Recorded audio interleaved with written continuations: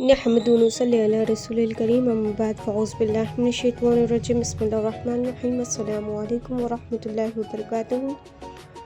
کچھ عرض و معروض کروں اس سے قبل ایک مرتبہ درود پاک پڑھ لیجیے۔ اللہم صلی علی سیدنا شفیعنا حبیب نبینا مولانا محمد بارک وسلم، صلاۃ والسلام علیک یا رسول اللہ صلی اللہ تعالی علیہ وسلم۔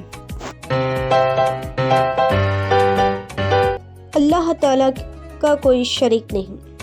دنیا و آخرت میں اللہ ہی کا نام ہے اور اسی کا حکم دنیا میں چل رہا ہے، اور پھر مرنے کے بعد اسی کے طرف لوٹ کر جانا ہے۔ اسی لیے وہی بندگی کے لائق ہے، اس کے سوا کوئی معبود نہیں۔ کہنے کا مطلب یہ ہے کہ موت کے بعد جب ہر طرح سے خدا ہی کے طرف رجوع کرنا ہے تو پھر اس دنیا میں بھی اسی کا کلمہ پڑھو اور اسی کے حکم کے مطابق زندگی بسر کرو۔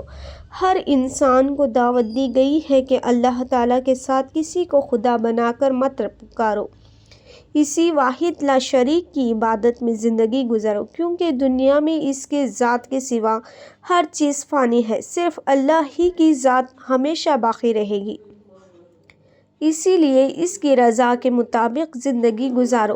اللہ عز و جل شانہ کے ذات کے علاوہ کوئی شے باقی رہنے والی نہیں، جیسا کہ ارشاد ربانی ہے، اللہ کے ساتھ دوسرے خدا کو نہ پوجو، اس کے سوا کوئی خدا نہیں، ہر چیز فانی ہے سوائے اس کے ذات کے۔